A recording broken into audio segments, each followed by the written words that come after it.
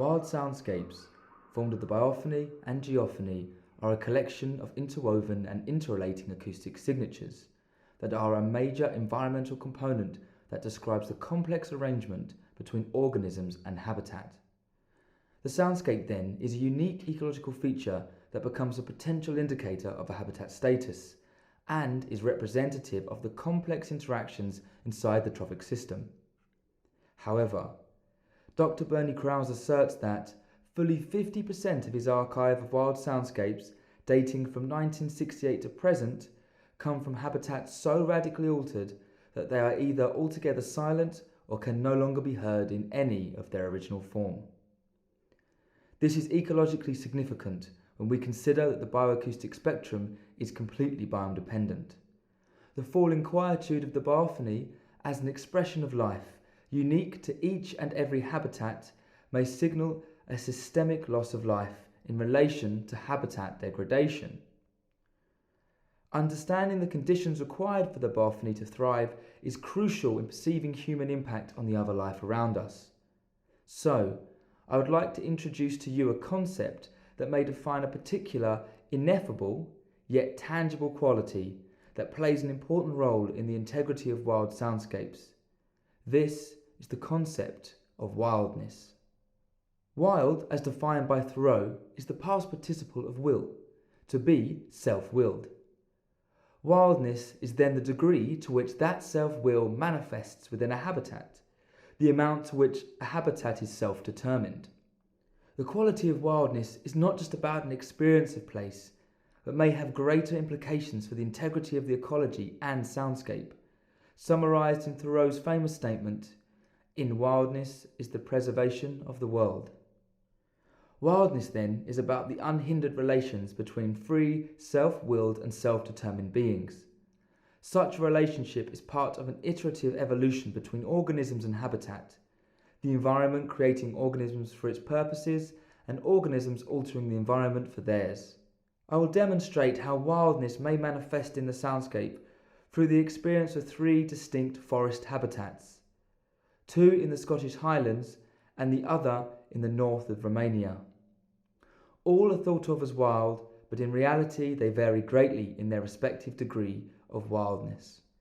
In 2019, I was in Scotland touring the Highlands on a survey of wild soundscapes, which led me to record the biophony of the Caledonian forests in the Cairngorms National Park. I recorded both the mature Caledonian forest and the deforested moorlands in the uplands of the Cairngorms. A wildness study of the park in 2008 found that the moorlands in the uplands are considered to have a high degree of wildness by visitors and residents, ranking highly in perceived naturalness. Although, by all accounts, a striking place, much of the uplands are a claimed habitat and have been made through manipulating the particles of chaos of self-will for human purposes. No longer wild, the moorlands are almost devoid of life when compared to the forests that once covered this landscape. This connection between wildness and life is best summarized in the Adam word for wild, doacham, which is etymologically tied to the words for health, wholeness, and liveliness.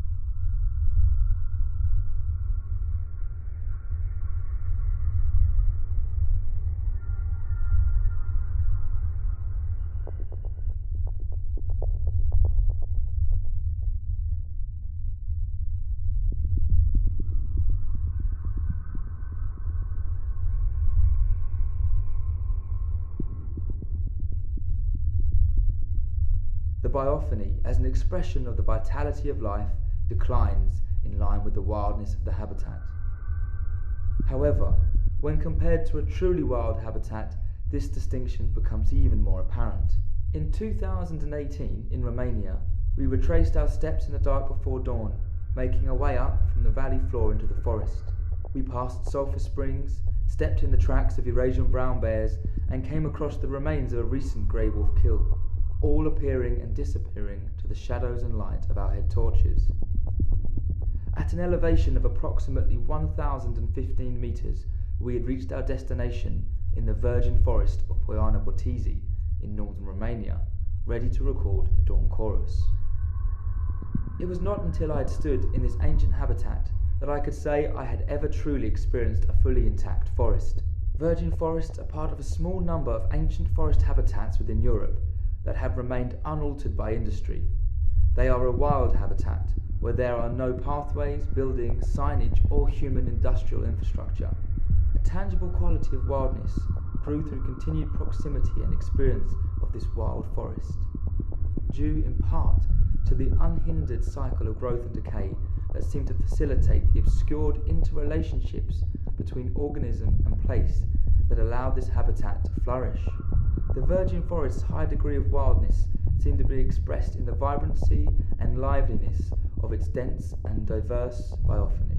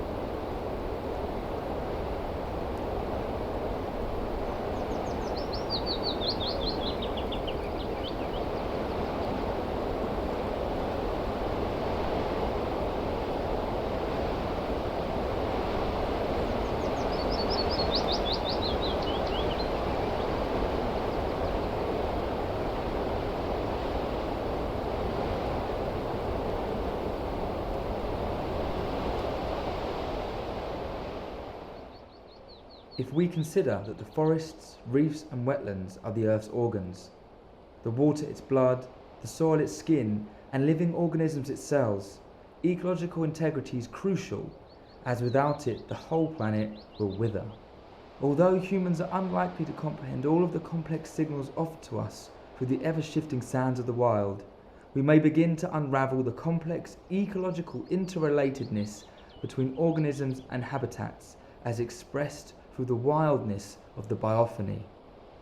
So, it is important that we learn to listen to the integrity present in the wild and wild soundscapes, to the knowledge they can give us, knowledge specific to the experience of them, if we wish to avoid a silent Earth.